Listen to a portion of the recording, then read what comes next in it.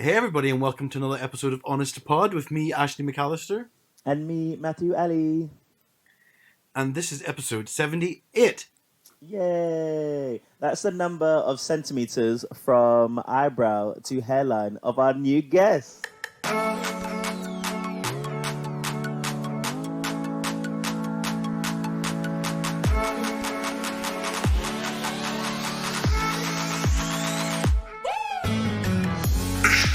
We got a guest today.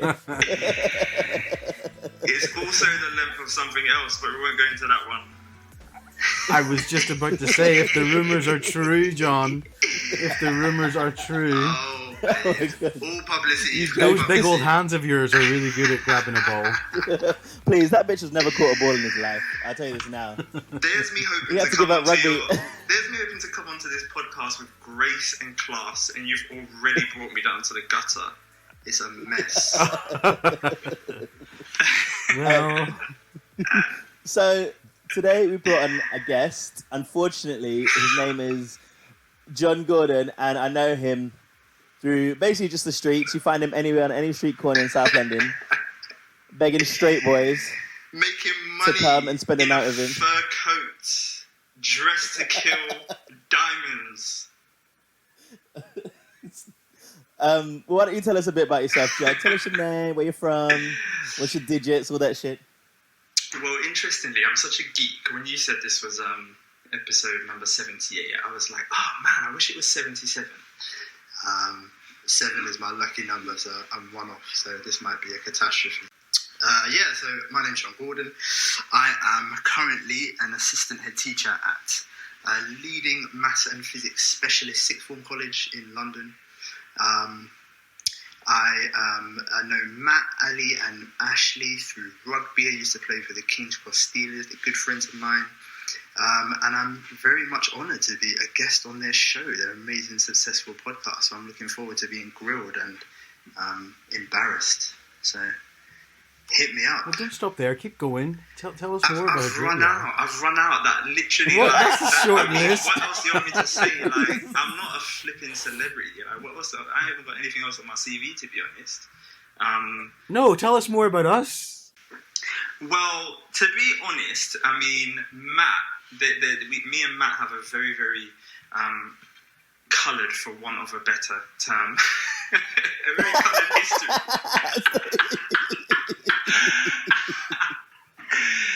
We've got a very, very, very interesting history. So Matt basically was extremely jealous and envious the first day he met me. Let me tell you the story. Oh, hold on. No, excuse me, I'm talking. I arrived at the King's Cross Steelers and, devilishly handsome, exceedingly talented, and basically took all of Matt's friends. And Matt was just like seething with rage from that day forward. But she couldn't help but admire the fabulosity, So, yeah, I adopted her. She's now one of my daughters in my ever-growing family. So, she's in love with me now. So, the true story is this, okay? I was having a conversation with a mutual friend of ours who's now back in America. And I was saying to him, because, actually, you can understand this. You can understand this. I was like, do you know what? I can't imagine there's someone out there who doesn't like me. Because obviously, like, I'm incredible, I'm so nice, I'm a lot of fun, blah, blah, blah. Wow. Our friend... Wow. Listen. Wow. Then our friend goes, I know someone who doesn't like you. And I was like, who? Jon Gordon. I was like, shut up. Do you know what? This is unbelievable. The truth comes out live on air. This really happened. Are you being for real? Who was this person? Are you joking? Name them on this podcast immediately. Your friend Jonathan Madison. So I'm at his house, right, pre-drink before we go out. To meet you lot. And I was just like, blah, blah, blah. Do you know what? Like, have you ever thought about those people that don't like you? And you think, who are those people? And then he was like, Jon Gordon. I was like, no, that's not true. Well, you know what? Fast forward. No, let's fast forward to today. And I always say, your besties are always the ones that started off as your worst enemy. So I'm proud to call you one of my close sisters, and I love you to pieces. So I wouldn't. I never disliked you, Jon. Well, clearly I did. So I took a disliking next. Horrible. Tell the people why you disliked Matthew Ali despite his good looks and great charm. Do you know what? Hold on a minute. I'm not mixing you up with your twin brother because he was really, really charming and really lovely. I don't know what happened to you. To be honest. I don't know. Honest to Pods. Chris and Matt are very different, visually different. Yeah, one's attractive. Thank you, John. Thank you. And it's still a no. It's gonna be a no forever. Yeah. I like John. John's really funny. So John's been hosting. He hosted a couple of quizzes when we first started, like the quarantine stuff. And honestly, I haven't laughed so much in my life. I didn't realize one thing I've learned about John in a little bit of time because as actually you can see, right, we had to cancel one of the days to do a recording. Then he was late based on his timing. So I thought like he's just basic as ever. But apparently, do all of your distinguished guests get this abuse when they come on this show? Like, did you really just tell everybody how we had to cancel our original time slot? Like, they didn't need to know. No one else was late, John. No one else was late to the recording. No one else was. Babes, when I tell you I'm going to take this podcast to the next level, you're going to be happy you got me on this show. Like, the exposure you're going to get now is next level, trust me. I can't wait for all of the white straight boys that you follow now to like start following the show. Our audience is primarily gay, yet you will never speak to another gay man ever, honestly. John is a perfectionist apparently, so he put so much effort into this quiz. Honestly, it was like I said, you know what? Funny.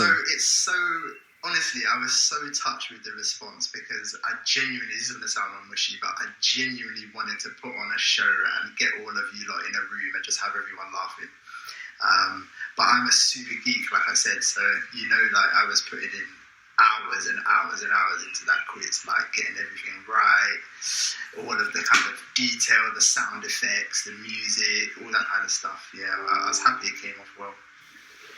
It's just the little words, like there'll be a heading and there'll be a little line underneath, and it's so funny, but it's just like it's so small and insignificant that it just I don't know. Like, well, that's the teacher in me as well. You know, is I'm used to putting together like presentations and things, and the details, the small details add up. So yeah, man, I'm glad you appreciated it for sure. No, it's good. It's good. Yeah. I wasn't invited, so I don't know. Soz, there's a limit to the number of VIPs you can have in a Zoom call. Yeah, the limit's 40 as well. The limit is 40 people. The limit is 1, and that slot was taken by me, so... It's okay. Sorry, Ash. No. Well, sorry, I did tell Matt to pass on the invite, but obviously she's stubborn, so... Well, he's too selfish. Well, welcome to my podcast, John. You're more than welcome here. Thanks for the invite to the quiz. Oh gosh, this is awkward. Isn't it, boy? Because there's still no invite. You are an absolute dog. There is not another quiz scheduled, I might add. Because we're all quizzed out. I mean, the whole world is doing quizzes like, jeez. I was on a family quiz just last night, and they were using something called Kahoot. And we use Kahoot in school all the time for lessons. I love Kahoot. Yeah, apparently it's become really popular for the quizzes now. And I was just laughing my head off because I've never actually been on the other side of a Kahoot. I've probably done, no joke, probably thousands, upwards of thousands of Kahoots, and I've never actually done one myself, so it was crazy, yeah. Well, do you know what I've never done? I could list a few things, but I'm going to let you go. Well, I've not done an online quiz over this whole corona thing. And that's not a dig, it's just when you said that, you're like, everyone's doing quizzes, and I'm like, yeah, everybody is, but I always opt out to those 1 or 2 invites that I do get thrown out of pity. But yeah, no, I don't. I've not done one quiz. I've just thought about that there now. Well, are you joking? Have you not done one? I've not done one. On the last quiz I did was the one in the pub with you. The last pub quiz we did. That was the last time I was in a quiz environment. Yeah. Do you know, so there's a guy on Instagram who I think is really funny, and he's called Mr. Clarkey. He does a quiz every Wednesday, actually, and you don't even need an invitation because that's embarrassing for you. You can just do it on his IG story, and he sets them all up. He's got a whole backdrop. He's got like little video cutscenes, and then you can put yourself onto his league table, so you don't even need to wait for someone to ask you. Just go on there. I think this calls for another Jon Gordon extravaganza, and this time Ash is going to be my guest of honor because that's heartbreaking that you haven't been caught up on the quiz whirlwind since lockdown. You know what? John, I'll tell you something. Go ahead. My birthday's in 2 weeks, so is it? I think 2 weeks? Occasion. Is it? Yeah, 2 weeks. Yes. I'm gonna put something. You know what? I'm gonna put something together. I'll do it. Oh, but the thing is, you need to be forewarned. You need to be forewarned. And this is for your audience as well. Like these quizzes, I think the secret to them is that people actually are trying to put on a quiz. I'm not trying to do that. I'm trying to get everybody drunk. So Matt will tell you. Oh my god! The sole aim of this quiz is to have shots. So I have these things called shot rounds, and they come up like interspersed through the quiz. Out of nowhere. And you've got to do like forfeits if you get like a question wrong or you can't find something in the house. But at the end of the quiz, people are pretty much hammered. Like some people don't make it to the end of the quiz. I'm gonna tell you a secret. Just don't tell anyone that I did the quiz for. I'm basically estimating the scores. Do you think I'm counting up all the scores and all the answers that they're sending me? No. I just allocate some numbers to whoever I feel like I like that at that moment. And usually, John, this is not true. Usually it's the hot Caucasian. This is not true. It's the hot Caucasian. There's one called Chris Colbert. Oh my god, he is hot. How he won a quiz? Just give him some bonus points. I know that happened, boy, because I was like, there's no way. Me and Chris Colbert are supposed to be at the bottom end of it, and there he is at the top. I was like, no, you're such a piece of shit. Such a piece of shit. Estimating scores, so if you want to be down for the cause, you're basically just coming online to get drunk, so, yeah. Well, I look forward to the formal invite. Oh, babes, I'll send you a private formal invite. Ashley, I mean, we'll talk about formal invites, right? Because Ashley assumed that he gave me a formal invite to Limavady, right? And he's like, no, it's an open invitation. You can kind of join whenever you want. And I was like, no, I want you to ask me to come. Oh, so Ashley lives in Limavady, by the way, John, in Ireland, in Northern Ireland. What's this? I've been waiting for that invitation. Ashley no, does not... I live in London. I happen to be in Limavady right now for the lockdown, Matt. But if you're going to insult me, get the facts right. Yeah, man. You lived in Limavady then. You lived in Limavady for 3 years. This is back true. In Limavady. I did, yeah. And I did not get a single formal invite. But do you know who did get an invite, John? Drew. Drew got an invite. Yeah, but that's because Drew is attractive and superior in every category. I mean, it's not rocket science. Hold it. You can't say this because in the same name, when Jonathan Madison said, I don't like Matt, he also said, actually, John don't like you and Drew. Okay, so just to be clear. Just to be clear, don't try and be friends with him now. This is a bombshell. After this, I need to get straight on the phone to fucking John Madison. This fucking bitch going around talking my business. Oh my god. Oh my god. Fuck. Well, am I allowed to swear on this? Is this PG or is this X-rated? Of course you're allowed to swear on this. Oh god.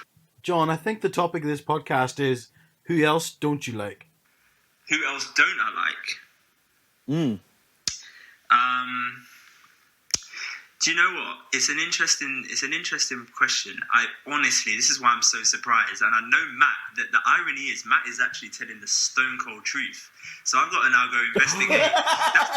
that's the thing, is that everyone knows, if you know me, I hope I'm not, I come across it.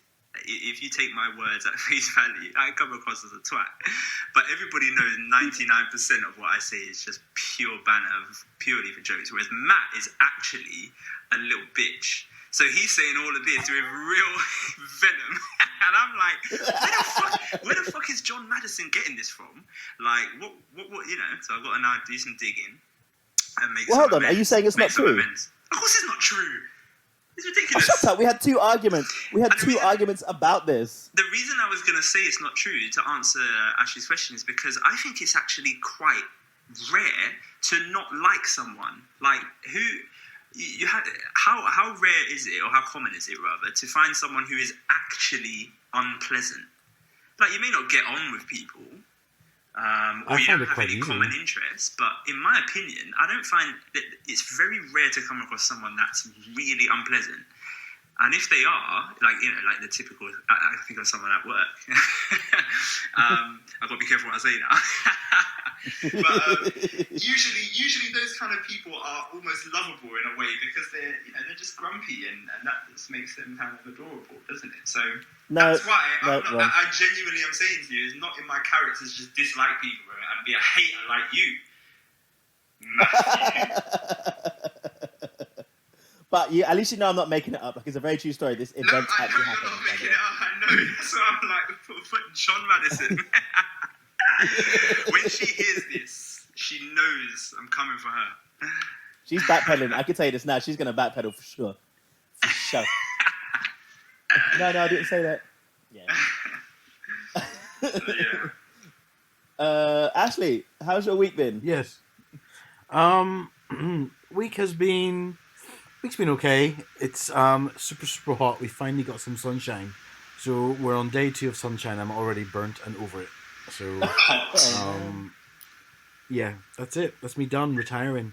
I guess it's difficult for you because like your skin gives out that extra layer of oil, so it's more like super tan, isn't it?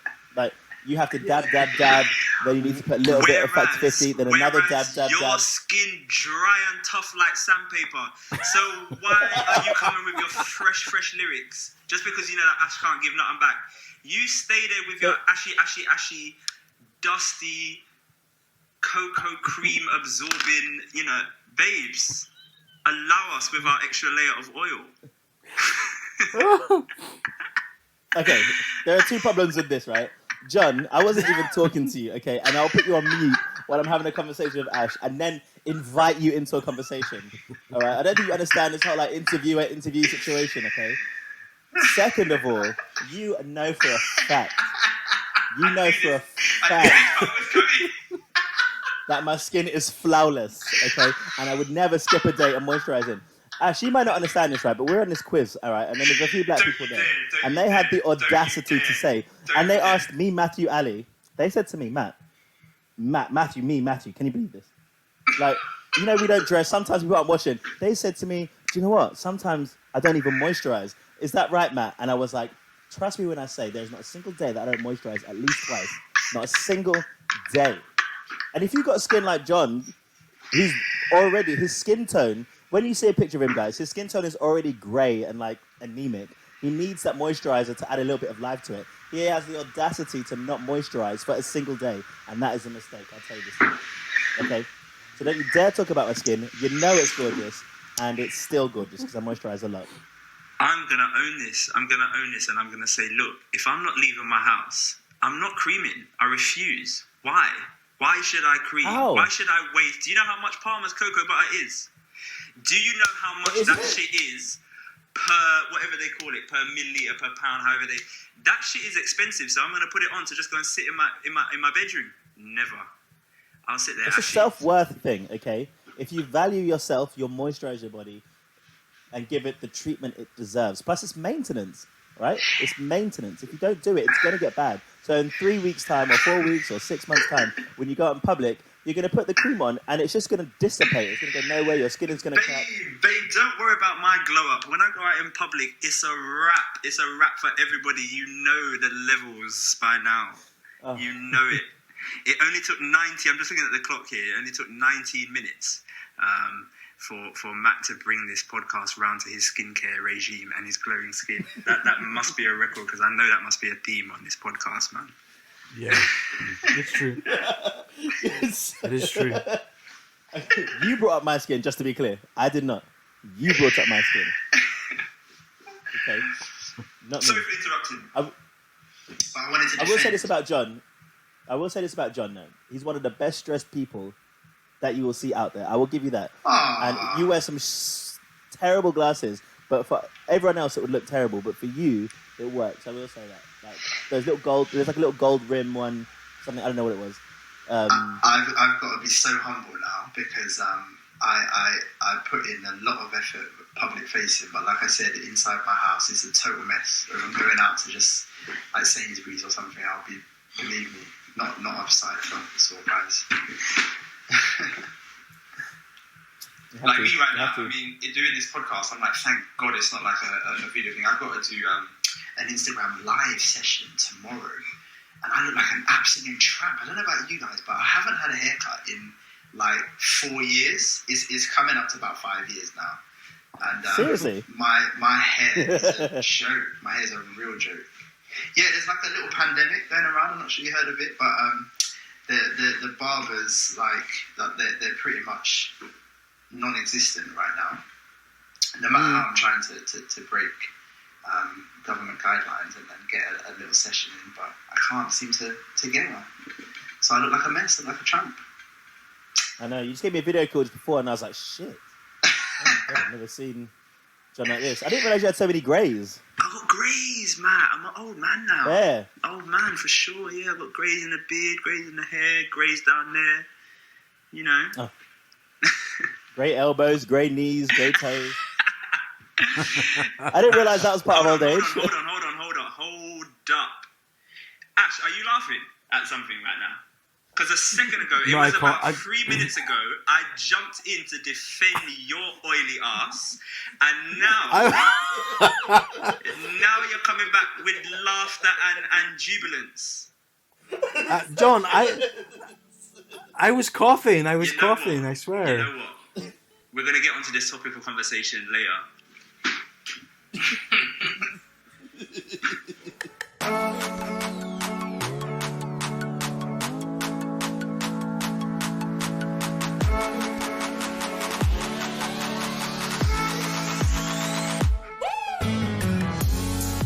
We'll talk about something then, because I'm quite interested about the schools, if I'm honest.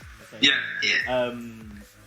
What's happening? You're in a sixth form college. It's not a secondary school, so what, 16 to 18 year olds? So sixth form college is 16 to 18. So we teach A levels, AS and A levels. So our situation is slightly different to the kind of general picture for secondaries and primary schools. So at the moment, today actually, the primary schools have opened to only certain year groups. So that's, if I remember correctly, I think it's reception, year 1 and year 6. Yeah. And then what they are looking to do is a phase return for different year groups, prioritising the year groups who are obviously going to be more adversely affected by the exams next year. So that's year 10, who will be doing their GCSEs next year, and year 12 who will be doing their A-level. So we kind of come in at the year 12 chapter, if you like. So, yeah. Have you been... So you've been working, because I think some people thought that maybe teachers, because schools were closed, teachers were not working at all. But have you been working at the moment? Have I been working? The short answer is yes. The grades are there for a reason. I'm lucky to be at a very, very, very good school. So my colleagues are extremely talented, hardworking. We pretty much set up a new school from scratch in the final 3 weeks, just before lockdown was kicking in.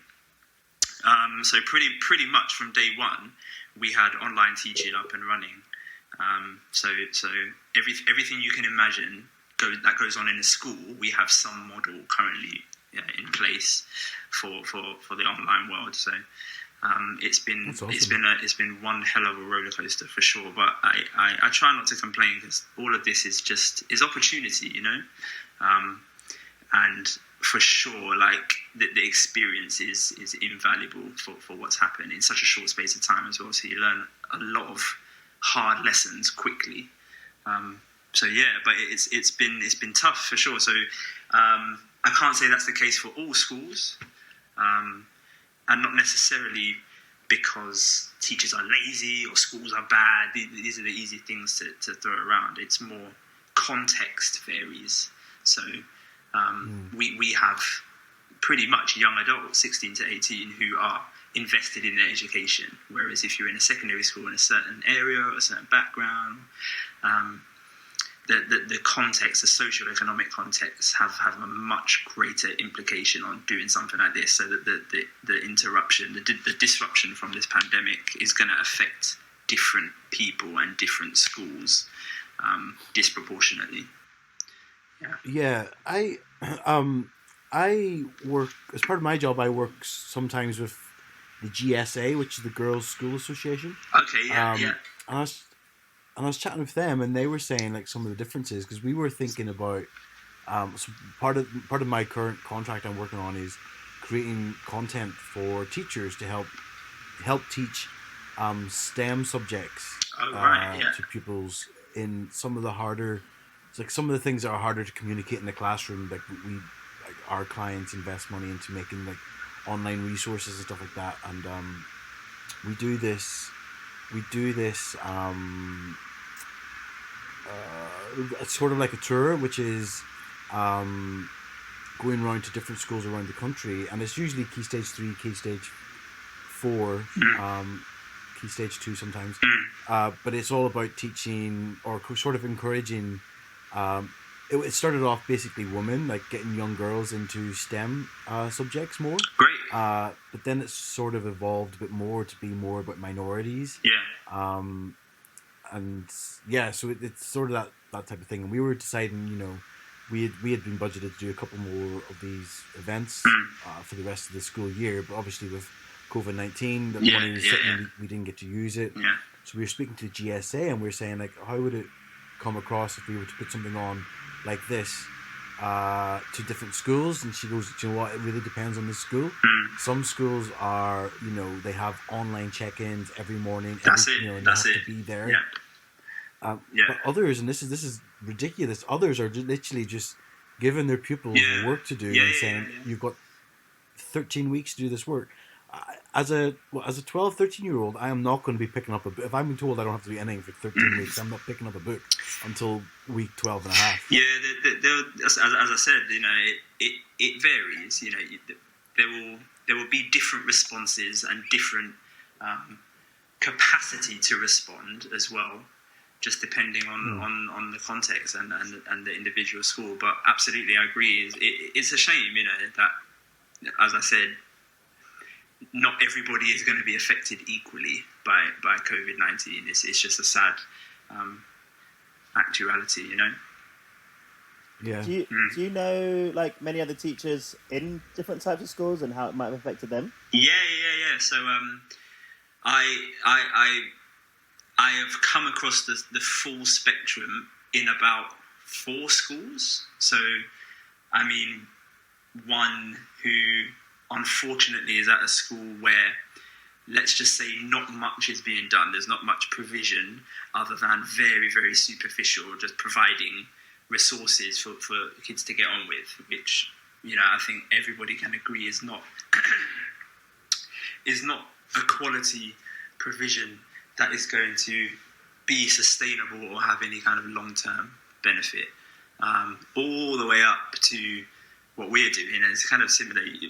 What you touched on is the kind of check-in every day. We have registration, we have assembly. Still, we even got like clubs and all the extracurricular stuff going on as well in an online setting. So I could even boast about a piece of work I'm super, super happy with. We've got something called Curriculum Plus. So if any teachers are listening now, it's a really, really cool idea that we came up with for our year 13s who would ordinarily have left by now because they would have done their public examinations and then that's it. They're finished with school. But we kind of wanted to keep them on board, as it were, and still engage with the school. So we put on something called Curriculum Plus, which is optional courses, but something for them to opt into, so they're not just sitting around at home and kind of dreading what the next steps are. So some of them are academic, it's about kind of paving the way to undergraduate study. Some of them are lifestyle courses. Some of them are things like cooking and home ec and finance. All sorts of things we've got from our teachers who have volunteered to put on the course. So doing things like that is really, having their best interests at heart, no matter what year group or what stage they're at. So, yeah. I mean, I think arguably some of those things could be taught anyway, because you think about like studies and schools and it's very academic based and it's about things that may not necessarily translate into being a functional member of society as an adult. And like, I know it sounds ridiculous, but like cooking and cleaning and managing your money. Oh yeah, Managing your money in absolutely. particular now would be so important because Yeah. many of us, myself included, are very poor with money and don't save very well. Do you have money? And you need to be able to do that.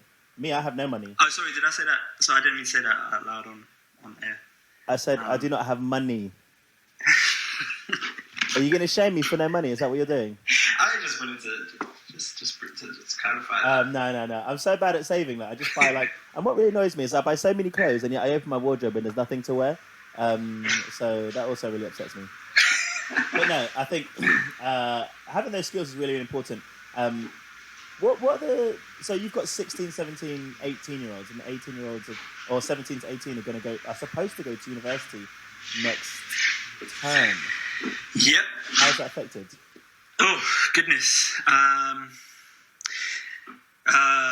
Well, let's say somewhere like Cambridge University, you may have seen that they announced in the news that their entire provision is going to be online next year, which has massive implications if an institution like Cambridge is putting their kind of shop out so early on in the game and committing to that for the whole of the academic year. It had big ripple effects. So I think the universities are now scrambling to figure out what their provision looks like, if they can do something similar, and if not, what it looks like. So the short answer is, who knows what it's going to look like for the poor year 13 moving into university.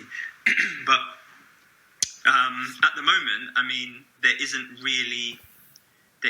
any change, as it were, because the year 13s, where they are in their kind of UCAS journey, they have mostly, by now, they would have decided on the university they're going to, and that's all we and they can do, up until this point. So everything else now is up to the universities to get programs and provision in place. One of the big concerns is around accommodation. What is it going to look like to have student accommodation, student halls with the pandemic and social distancing in place? You know what I mean? So there are many different considerations that these poor kids are going to have to think about that they wouldn't have thought about, obviously, in a normal world, unfortunately. It'd be so tough to be at like that level, and I guess because like you say, like 17-year-olds, 18-year-olds, and 16, they're working really hard, and put a lot of effort into like progressing forward into university they want to, and everything's like heavily graded, but not being able to go through those exams, I imagine is quite disappointing for a lot of the students. Have they like shared anything with you about it? Yeah, it's a mixed bag of emotions from them, because obviously, especially for really, we've got highly academic students, having that kind of closure to their course is really important to them. So the anxiety on top of kind of how am I going to be awarded a position at university if I've gone through this journey from March to now, which is already a stressful time in the normal world, doing final public examinations, much less I've got to do it, sitting in my room for 9 hours a day. The reaction was obviously not good, but I mean, again, it's down to the schools, I think, to manage that and do the best they can to ensure that they are taken care of. I think the government did the only sensible thing they could do, in conjunction with the teachers' unions and the head teachers, etc., in coming up with this centre assessed grades, where schools calculate essentially what the students were likely to have gotten if they were to take the exam in the summer. I think that was the only thing that could be done. But the question is how well it's going to be done for the students up and down the country. But when I was at school, and when I was given my predicted grades, that was like a kick up. That was a kick up the bum. Like for me, I was like, really? That's what I'm predicted to get? And then I had to, then I worked a lot harder, and then got my qualifications, which were a good couple of levels above what was predicted. So it can be a bit unfair, no? Yes. Yes is the short answer. Again, you hope, all you can do is hope as a bystander looking into education, is that the people who are doing this, one, are professional, one, the two, they're in the know. Big picture questions like bias and the gap between achievement or progress for different groups of student, categories of student, etc. All of these things are taken into account. So the short answer is, yeah, of course, there's bound to be a layer of suspicion of unfairness, because at the end of the day, we are predicting the future, and the future is uncertain. But what I will say is that there's a lot of data, a lot of evidence by which these grades are either predicted in the normal world or calculated in the COVID world. So, I said, I think the sensible option was what has happened, but the real question is how well that's going to be undertaken. For example, go on. Well, I've recently just finished a book called Natives, right, by Akala. Yeah, it's on my list. Yeah. And I think it's really interesting because given like the current climate, we might talk about it in a bit about sort of race relations and the actual, riots that happen in America and moved over to London and other European cities. Yeah. This is a genuine question as someone who, you're a person of colour as well. In this book, it talks about predicted grades for minorities, in particular Black Caribbean and Black African students. And it said that Black Caribbean students, on average, had generally not achieved as well as, and this is in not predicted results, actual results, against the mean average. But then Black African students achieved higher when they were graded anonymously. But when they were measured by their own teachers, they were, on average, marked lower than their counterparts, despite the fact that they were achieving higher results when it was anonymous. Do you think there is merit to that? I mean, he did a lot of research in his book, to be fair. Yeah. I will say that. But what is your experience of that sort of stuff? First of all, I think for sure there's merit in it. It's become a much bigger push than... I've been a teacher for 10 years, upwards of 10 years now. And that's a relatively short career for a teacher. There's teachers upwards of 30, 40 years in the profession. And things change very, very rapidly in education. So even in my short career, I've seen a much, much, much bigger push for things like unconscious bias, for race, for gender, etc., to be more widely pushed and trained and represented. So there's absolutely merit in that being a problem. But I hope now that it's because the conversations are happening, that the consciousness needs to be there first, and I hope that's what's taking place in education, because as we see, as you touched on, it's screaming at us in wider society that these things are issues now. So you will see, Ash mentioned it earlier about the initiative to get more girls into STEM, and then that grew into getting more minorities into STEM and things like that. When I was starting out as a trainee teacher, even going back, when we were in school, we weren't hearing things like this at all. Not at all. I don't think either. I'd be interested if you two saw those kind of things happening in school. But now it's so common to go into a school and see things like your LGBT society, or your race relations society, or we've got a feminist society at school now as well. So these things are becoming the norm. And that is positive to me, and I try to be optimistic. I don't want to be naive and say that the problem has gone away, but at least there's a wider consciousness of it now, which I think needs to be the first step. People need to see that something is wrong first before we address it, or figure out how we can address it. Because I don't think we're there yet to figure out how to address it, but I think we're getting to the stage where people are aware that there are some real systemic issues. It's not just students either; it's the teachers as well. So there's no difference between a student and a teacher other than their age and their position in their journey of life and career. So all of these things will affect people at the same level, just at different stages of their life. I went to a school as part of my last contract. It was the Brit school down in Croydon. Yeah. Where that's the Adele one, that's the and Amy celebrity. Winehouse. Celeb Yeah, school. it's was actually as they educated me whilst I was there. It's not a private school. They're like literally I guess a public school.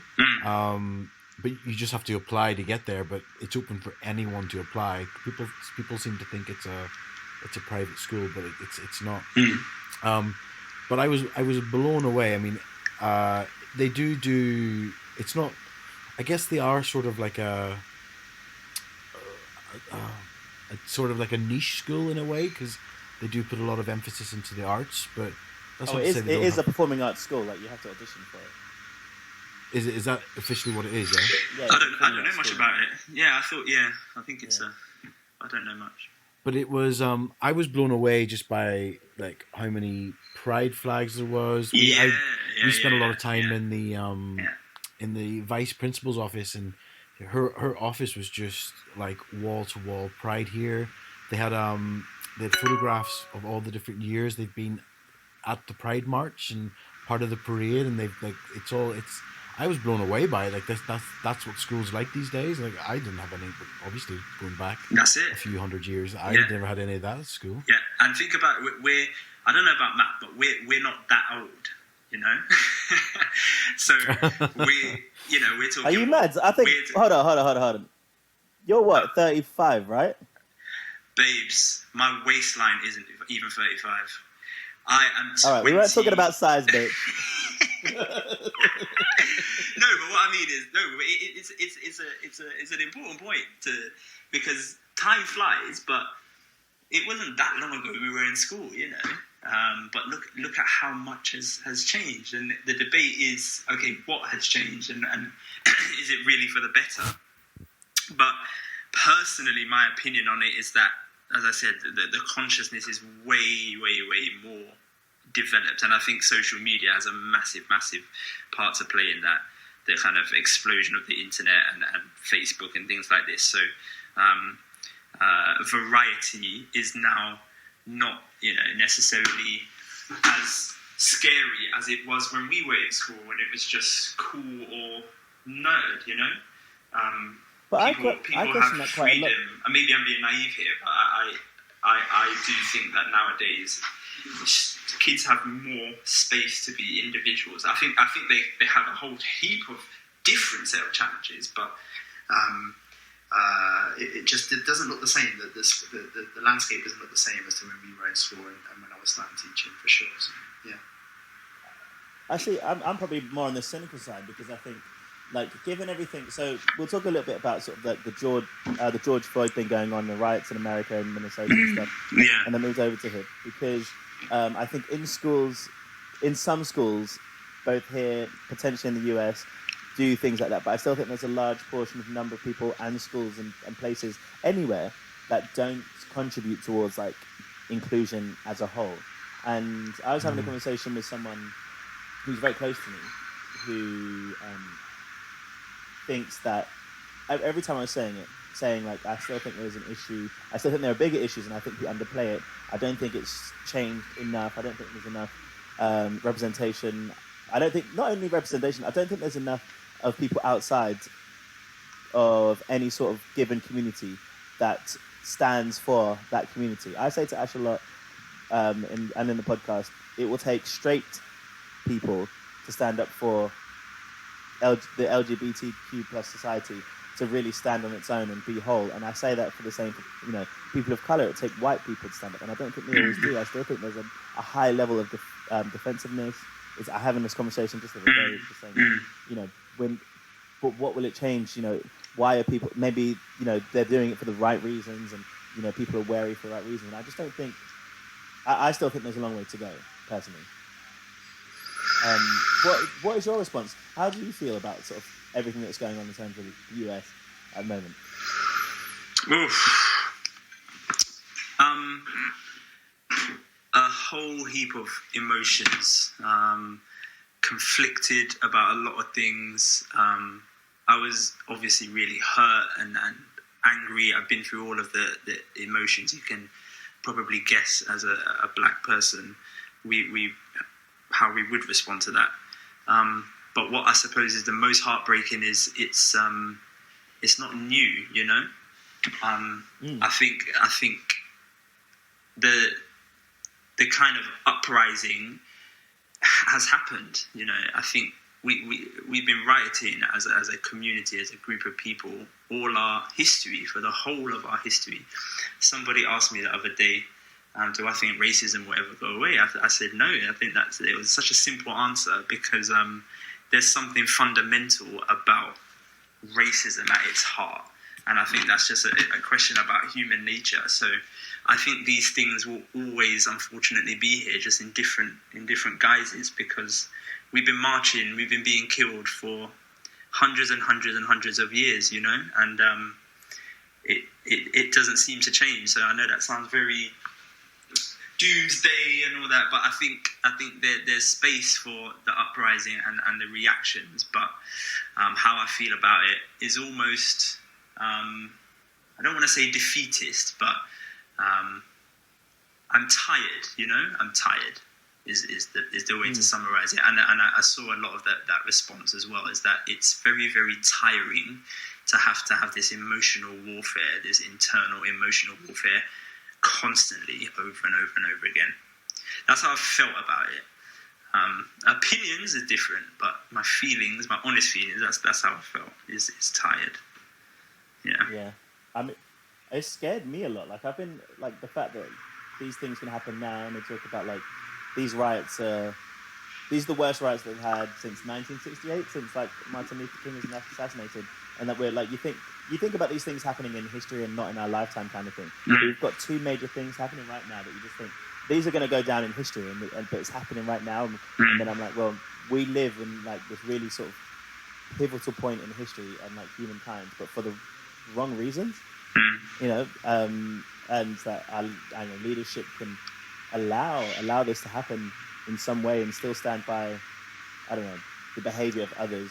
There will, I agree with you, there will always be racists, there will always be racist behavior, but it seems, you know, I think for it to change and anything to happen, it will take people to call out their own on situations like that, which I don't think will always happen, because there'll always be this level of, well, it's their problem, not mine. Let me, it's crazy this is happening, because I said to my friend who was asking me about it the other day, I've been very low-key about all of this for some concrete reasons as well as some personal reasons, but I'm now doing this live on air, so I'm annoyed with myself. But I'm going to ask you this question. What expand on your point about you think it's now time for people to call out their own? I'm interested in that. I think it's really important, and I've seen it a lot, I'd say, on social media now, but I think it's really important for white people to reflect on their own biases and actually try to not act on what I think is a natural feeling of defensiveness in some cases, because I think for a long time we have had to represent our community, right? So as a person of color, as a black person, I stand for all black people. It happens in the news. This black person did this, but you know, this Asian person, this Muslim person did that. When actually, either they stand on their own or they represent everyone. I don't think that happens necessarily within the white community. What about very much this individual, that individual, and I think it's really, it's not going to change. Systematically, things do need to change, and there needs to be ways that, I don't know, the numbers don't skew. You know, it's all systematic because, you know, poorer areas tend to have minorities and ethnic minorities, and then a lot of crime may happen within those communities, for example. So therefore, the numbers will say that it's more likely for a black person to commit a serious crime. Although at this point, they're less likely to actually commit murder. It's more like robberies and GBH and things like that. But I just think that it will really take white people to say to other white people, what you're doing is not okay. We all need to stand together. I don't think it'd be enough for people of color. For sure. And I'm in 100% agreement with that sentiment. I think there's power in in external verification, almost, is what we're looking for. What I've been conflicted by is the social media storm that, for me, it kind of, there's so many superficial things we use social media for that it somehow feels hollow. I'm going to be brutally honest here. When I see certain people reposting memes or reposting pictures, because to me, I don't have a clue why they're doing that, or what their intentions are, or do they really understand what they're doing? Or are they doing it because everyone's doing it? Are they doing it because, oh shit, that white person did it, I'm white, I've got to now show that I'm not racist. Let me quickly Google an image of George Floyd and put him on my story. You know, or this tick box. I'm seeing this happening over and over, and I'm like, is this the response that we really want? So I get the response. I get the fact that, yeah, we now need some help from, because we can't, clearly nothing's happening. We can fight and scream and shout and be shot and killed and loot and burn down our own houses, and nothing's changing. We now need you lot to come and help us. But are we telling people to now just have an outward show that you're not racist? To me, it's the same spirit when you hear the stereotype white person say, I'm not racist because I have a black friend, or I know someone black. Do you see what I'm saying? It's the same spirit to me. Oh, we want you to, we want your vocal and visible reaction to this. So if I haven't seen you do something in the next 24-hour period on Instagram, you are no longer my friend. That's the theme I'm seeing a lot of on Instagram, and personally, I'm uncomfortable with it. What I would rather push out there are the really positive things I've seen. So rather than saying your silence is deafening and all these kind of condemning kind of ways of going about it, I really love the posts and the people who are saying, here are some of the ways that you can respond to this. You can donate to this organisation. You can read this book by this person that I found really informative and transformative. Or something that I think is really powerful. I said this to the same friend that I keep mentioning. He knows who he is. The smallest things for me are sometimes the most powerful. I would have loved, and I didn't get this, I would have loved to have woken up to a text message from one of my white friends that said, John, how do you feel about all this stuff? It can't be easy, and I can't even imagine how you feel or how, anything, but I appreciate that this is difficult and I'm here. Do you see what I'm saying? Like, something like that. And who's going to know that person did that? It doesn't have to be this life-changing, world-changing, oh my God, I'm now going to turn into an activist overnight on social media. Because to me, that's just bullshit. So that's why I'm like, I can understand the anger, the sentiment as a black person myself, but angry people don't always see the big picture. And I think we really need to start winning people onto our side now. So we need to go about this strategically and say, actually, some people don't know how to respond. We have to educate them. You know what I'm saying? The people that are now burning down their houses is because they're frustrated. How else do you respond? And I just think there's the same principle there with a lot of people. Now, don't get me wrong, I'm not excusing ignorance at all. But I think you can judge a person's character when they are shown that they're in the wrong or they're lacking education in a certain area.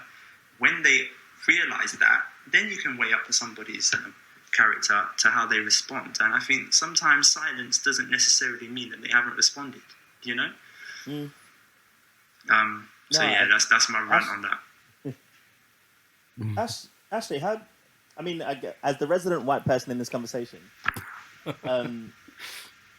what what is your take sort of from what's happening at the moment? Because I want to talk about what John had said a moment, because I'm actually in agreement, but I'm quite interested. Like, would you send a text message to one of your friends and ask them how they're doing, for example? Yeah. And to be honest, well, yeah, that makes sense. No, that's what I mean. That's what I text David yesterday and see if he was up. No, I'm joking. No, I did. I guess where I'm coming from with this is specifically with the text thing. I can't deny the fact that it did cross my mind to reach out to my black friends and see how they were doing, and I sort of tried to, with you, Matt, earlier on, tried to broach the subject, but I actually felt uncomfortable with it. It's like almost like, is it my place to sort of? I hope you don't mind me interrupting, but that's so important. No, go for it, John. To nip in the bud. It's so important because being uncomfortable is needed, and this is where I will be a bit kind of reactant to that when a white person does say that, and not to put you down or condemn you, but to show you, because black people are uncomfortable 24 hours of the day, all the time. So uncomfortable is not something that should be used as a crutch anymore. It really should be, I'm going to put myself in this position of uncomfortability because I care about that person. It really is, because a lot of the time, Matt, I'm sure will tell you, any black person who is privileged enough to be on the positive side of education in this country can tell you that we have to be conscious in the way we speak and act all the time, especially in certain environments. And that's just part of life for us. It's not even conscious all the time. So when a white person says, I would have reached out, but it's uncomfortable for me to talk about that kind of stuff, I want to challenge that. Now, openly say, now is definitely the time for us to move forward from that, I believe. I think, yeah, 100%. I'm not saying that I was right to be uncomfortable. I think for me, it was just sort of like, because growing up in Ireland, there was no alternative race than white. There's very few people here that were not white. And I just remember my first time going, and like you grew up obviously with sayings, and I remember going to the uni in Leeds, and I said something which, I wouldn't dare say now, but I was so struck down by people who'd obviously grown up with a more knowledged outlook on the world, and I was just like, Jesus Christ, everything I approach now is just incorrect. Like the way I've been brought up and the way I interact with, it's just everything was wrong, and that's hitting the age of 20, so already well into my early adulthood, so not even half my life. So since then, I've always been questioning anything I say to people of color, and it's not a case of because it makes me uncomfortable. It's just because I don't want to say fuck up. The wrong thing. I don't want to. And that is what I wanted to actually, when I asked Matt to expand on, is when and this is where we need to get to, is the fact that you can't broad brush people's responses because you just don't know intentions or characters necessarily. Because I think that's valid to an extent to say I don't want to say the wrong thing, but saying that is part of it. Do you see what I mean? If you look at the big picture and weigh it up and say, okay, what am I trying to do here? I'm trying to reach out to my friend and see if they're all right. Do you see what I mean? That's the heart of it. And if this person is your friend, you would say to them, or I would recommend you say, I might say the wrong thing here. I might fuck up. You need to pull me up on that, or tell me if I say the wrong thing, or show me what I do. Literally, now's the time to be like, teach me how to see. You know what I'm saying? So again, up to an extent, I see where you're coming from, but I would challenge and say, when I'm sincere, I will always try and say, this is coming from a place of sincerity here. And I think any black person is going to respond to that authenticity, because that's a response. I don't want to see bullshit and superficiality. You know, I'd much rather you fuck up because you've opened up a conversation with me and you're sitting at a table face to face and we're talking it out, we're hashing something out because we care about each other. I'd much rather that than, I'll be brutally frank, half of the people who are on my Instagram, I'm looking at stories and I'm like, that's not resonating with me at all. It's not helping me at all to see George Floyd on the ground again and again and again and again and again, you know? Like, I think, and I agree with you, John, I think, and what needs to happen at this point is a conversation more than anything, because it can't be like, oh, we can't do or say something out of fear of making the mistake. I think the real issue is like a defensive or like a pushback attitude, and this is not to you actually. It's actually a thing about my conversation the other day, and if someone's unwilling to learn from what arguably could be seen as a mistake, you know. So, and you both know me. I'm someone who opens their mouth like far too freely in any situation. But if I refuse to say that and acknowledge my own mistake or issue that I've made, right, and just say, well, like one of the things is like, well, this is the way I am, kind of thing. Like, say, you know, and I'm like, well, if I were to say that, if we would say that about our behaviours, it's done. Yeah. But that's a whole different kettle of fish. Don't get me wrong. It sounds like I'm being very sympathetic to the. I'm not. I'm just trying to see and balance out the bigger picture and the spectrum of responses here. Because of course you're going to get the dickheads who will be totally defensive, totally unwilling to be challenged on their position, because at the root of it, they don't want to be uncomfortable either. They're happy in ignorance, and you know, and being challenged or being told that you're in the wrong is something that a lot of privileged middle class white people don't want to hear. You know, so. But John, I will say this though: there are plenty as well, and I think it's fair to say that there are plenty of black people, there are plenty of like gay people, queer people just in general, who may respond without accepting that someone might be willing to change. To say if someone did make a mistake, then their response might be like, well, this person is racist, this person is homophobic. But it might not be the case. It's just someone's background. And I think maybe that's where maybe some of the fear would come from. Look, everybody is human, yeah? So everyone's going to make mistakes. And all I would say there is, for sure, two people can be in the wrong, but you have to understand that perhaps one person is responding in a certain way because the cards and the odds are stacked against them to react like that. Whereas on your side, all you've ever had is privilege, education, and a silver lining, you know?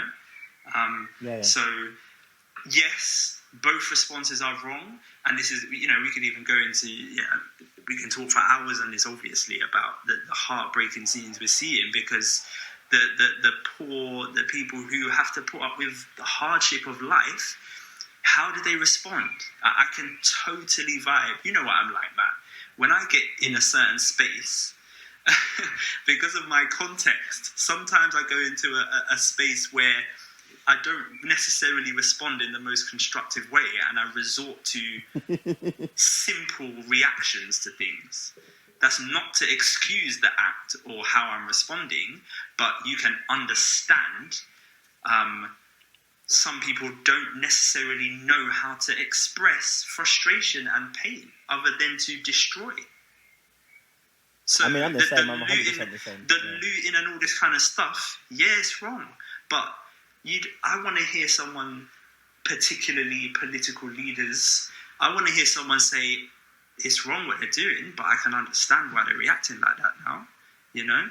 Well, I was reading something about like... When the looting happens, the shooting happens. That's the kind of... That is reflective of the type of character we spoke about a few minutes ago, you know? And it's so plain to see to whoever is willing to see it.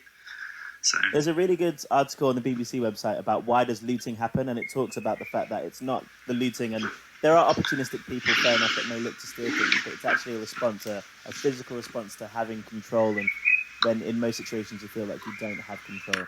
And it's generally against big companies where they feel like they have privilege, and you know, and it's unfairness within like these bigger companies like Apple, as opposed to like the local company-owned store, like family-owned store kind of thing. So for me, it's a very, very. I don't want to say simple, but if all you've ever been dealt was shit, you at one point, you're either gonna crumble or you're gonna want to just diss out some shit yourself. So it's not right. Two wrongs don't make a right. But like I said, I can understand, and this is why it's heartbreaking. And coming full circle, this is why I'm conflicted on every damn thing in this in this picture. And this is why, again, it's so important for our friends in different communities to hear that even though we don't necessarily show it outwardly, there's always this constant how to respond to things, how to act, what to say. Oh my goodness, should I go on Instagram and make a post? Oh my goodness, what would it look like if I don't say nothing? Oh, should I go to the march in central London? What, am I not supporting my people if I don't go? All the time, every flipping, month, there's something happening. Look how many kids are killing themselves on the streets. You look at the kids that are dying, it's black faces, all the time. And it's really important that other people realise that they have their own challenges, but imagine additional ones like that in the backdrop all the time, Anyway, this has gotten deep. No, it's good. Sorry. It's good. I think with the because I was thinking yesterday, so I can't remember what I read on Twitter about the looting and stuff, and it really made me think actually yesterday. And I was writing a really, really long-winded tweet back to this person, and I can't condone looting, but I 100% support it. That what they're doing, and the reason why I'm saying that is we've chatted often, many times on here about big corporations and businesses putting a rainbow flag on something and just being in supportive of LGBT, almost to the point where it's actually worth nothing because they're not actually doing anything except printing their logo on rainbow. And I think with the looting, my approach to this was initially, like, my gut reaction was, there's ways to protest and show your anger. This is not it. But then, I read, well, what is the right way? Quietly, people tried that when they were kneeling at football games. It was called disrespectful. I think to this, it's been pushed past the limit, and it's past this, and it's at the point where, looking at who's in charge of America, they're and I would say even probably the Republican Party, they're driven by money. So the only way to hit them is hit them where it hurts, which is financially. So when it comes to like looting and destroying things, yeah, it might come across as, on a face level as, the wrong way to approach things. But to me, it's the natural progression when every other extent of peaceful and conversations hasn't had a response and hasn't been like picked up in a way that is seeing change. And I was chatting to somebody today about it as well, and they're talking about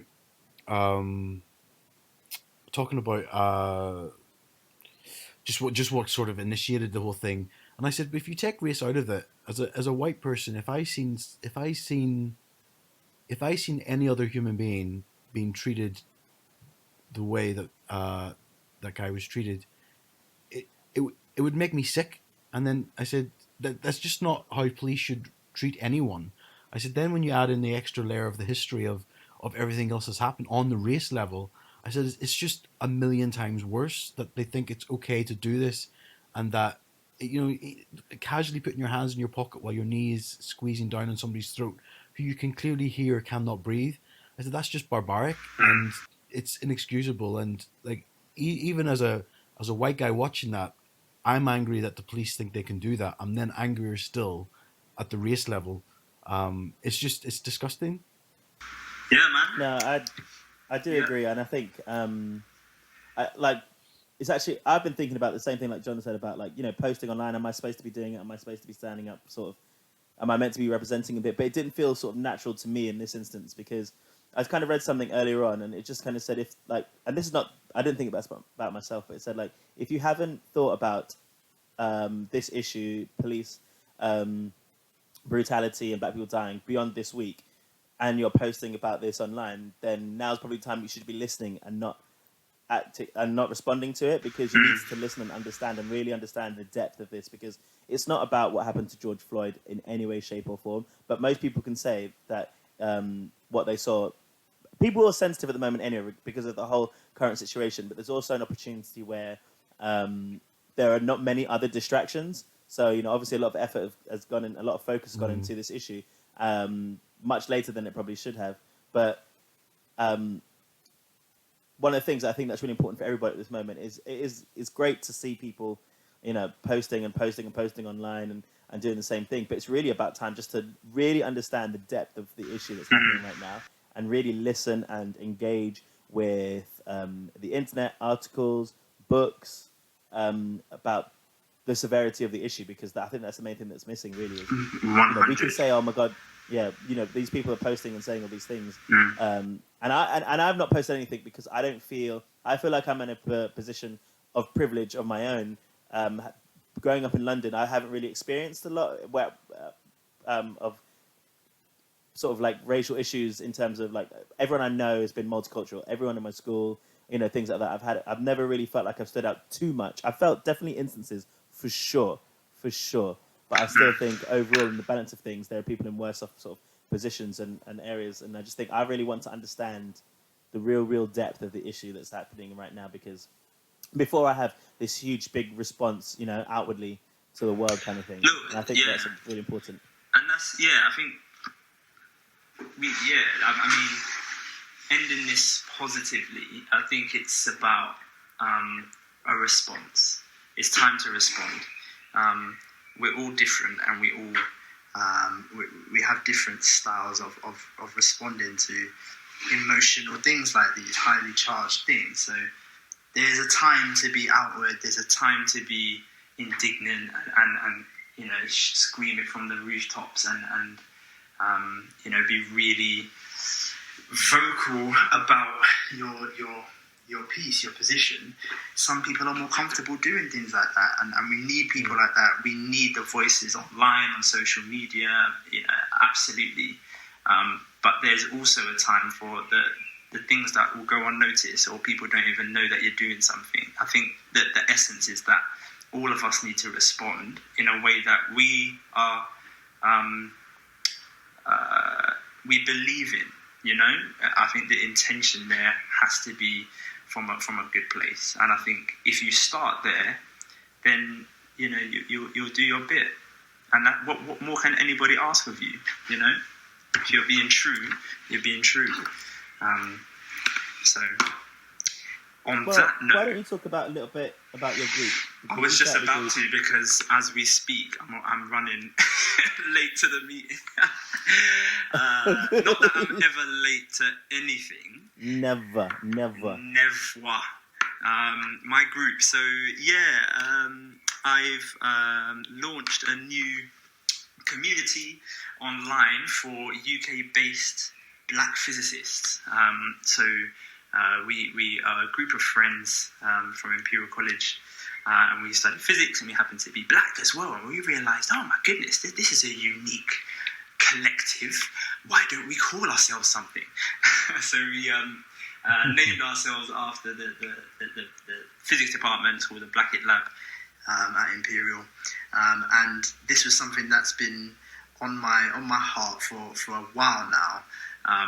Not because of George Floyd, because of, like I said, a lifetime of seeing pain in my community, and I'm privileged. As I said, I'm deeply aware of the privilege that I've had.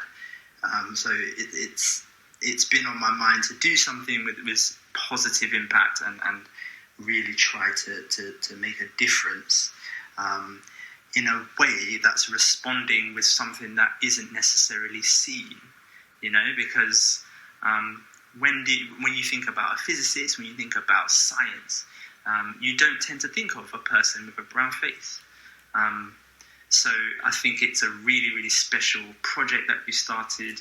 Our goal is to represent, is to connect, and is to inspire, hopefully. So as I said, I'm running late to the meeting now, and one of our agenda points is how can we respond to obviously recent events, because a response, as I said, is always appropriate, but what that response looks like, I think the best thing that we have done and that I carefully considered was not to twitch, and think about how we can maximize our impact by what we do and how we move, So there's lots of interesting, exciting things we've got in the pipeline.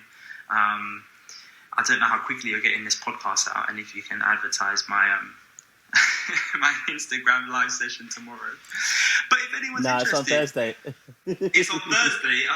Well, I'm sure if anyone's still listening after an hour and 15 minutes of us waffling on, they can sign up to the page and tune in to our Instagram live online forums. We'll be doing pretty much something similar to this. We'll be discussing things, some pertinent issues, and you'll get to hear black people be really geeky, I thought one of the issues would be because physics, they're like, why is it that time run away from all black physicists? It needs when it stands still because you're always late. But you're wow. First of all, always on schedule, never on time. Number one. Number two. Albert Einstein had a revolutionary idea one day when he realized that space and time were unified, and he said that if you could imagine traveling at the speed of light, time would actually stand still. And this revolutionized physics, because then physicists realized that motion and the passage of time were intimately linked. So when you're constantly on the go, like I am, time actually slows down. That's called time dilation. So I'm always late because I'm always moving. I know you just sit on your lazy ass all day, Matt. With your it's actually funny because I'm always on time because I don't actually rush or move that fast. It's a true story. There you go. I literally just chill and I'm like, I'm in no rush. I literally explained black people time in 30 seconds. Nice. So there you go. Yeah, man. So it's exciting stuff coming. So stay tuned. Just say the Instagram. What's it called? That handle. Handle. Oh, you know how embarrassing this is. So shout out to Sophie Martin, who is in charge of our social media and comms angle. She's got to teach me all this new stuff. I'm not that old, but I didn't even know this thing was called a handle. That the @ symbol was called a handle. Who knew Thank that? you. Who knew that? A handle, like a door handle. I was like, what? What do you mean? What do you keep saying? Like, we need to come up with a handle. I was like, I thought it meant like a motto or a phrase. No, it's the name. So the handle is @ Blackett Lab Fam. Blackett Lab Fam. And Blackett's with 2 T's, yeah? Yeah, 2 T's, Blackett Lab Fam. So follow. If you are into really geeky stuff, really inspiring stuff, you will love it because we've got a lot of really cool content on the way. Yeah. Right. Thank you for inviting me on and giving me this platform. It's brilliant. Oh, John, you're more than welcome. I look forward to the quiz invite. Oh, God. That damn quiz takes so much effort, but you have my word. When's your birthday? It's my birthday. When's your birthday, Ash? I'm going to put it in my phone right now. My birthday is Sunday the 14th of June. Sunday the 14th of June. How old are you going to be? I'm going to be 35. Oh, shit, you're old. My God. Still pretty. Still pretty. Yeah. And just to point out, I have no grey hair for 35. That's definitely a lie. It's not a lie. I'm losing the hair, but it's not grey. Well, he's losing, and it's all on his back. Grey hair is distinguished. It gives character. So I'm going to wear my greys with pride. Yeah, my granddad was grey too. Yeah, I remember. It's salt and pepper. It's the daddy look. It's on vogue, isn't it? So we call you Daddy John now. They call me Zaddy. Little bit of character, little distinguished, little coins. I live a life of luxury. Ooh. That's how I do. Ooh. Ash, call me after this. Call me on FaceTime. We'll talk. All right. Okay. Well, actually, like, Shit, did I say something I didn't mean to? No, John misread the situation like he does in every situation when a guy talks to him, and that's why he always ends up going home alone. Wow. Did I misread that situation? Wow, Matt, you're really trying to end my career on this platform. Really? It could never. It's impossible, babe. I'll keep working at it. I'll keep working at destroying you. Thank you guys for having me. This has been so cool, and you guys are doing really, really good stuff. This is great for our community as the LGBT crew. So well done. Thanks, John, and thank you for coming on and sharing your stories and everything. Absolutely, it was fun. It's been awesome. It was fun. Yeah, it's good. Thank you very much for listening, everyone. Thank you very much, Ash. Yeah, thanks. Thank you, Matt. Thank you for another great episode. I'm going to lather myself in After Sun now. Yes. Yes, I've got a pork belly. I put a pork belly in the oven, and now I need to go and see it. It's gonna be nice and crisp and slow cooked. Oh my god, I can't wait. I feel like a pork belly right now. I'm in the back room of our house, which literally is getting the sun belting in the window, and I can't open it because there's people partying outside, and I'm literally, it's like a sauna. I'm so sweaty. I'm not even gonna lie, I've got super noodle for dinner. I haven't done any shopping over the weekend. I was so busy. So I've got a packet of super noodle already. Can you imagine? The struggle is real. The struggle is real. Ugh. But this is why Ash and I are fat and you have a great body. No, lockdown, no way. Not anymore. Not now. This. I think we should end on this really, really crucial moral point. Can I just say, on the record, if anyone comes out of lockdown with a decent body, they are not a nice person. You know for a fact they are not a nice person. Like how? What? Like how? Why would anyone do that? Don't Our you agree? friends Jordan and Adam Cox have both lost like 2 stone in quarantine. But we know about them, Adam, Cox and Jordan. Those are like real snakes. Those are like real... Those are real dodgy characters. Shit. We know not to trust those ones. I mean, how do you lose weight in lockdown? I mean, what else is there to do other than eat, drink and be merry, you know? So, yeah. I don't know. Anyway. Alright. Enjoy your meeting and your pot noodles, okay? See you later. Have a good one. Bye-bye. Bye.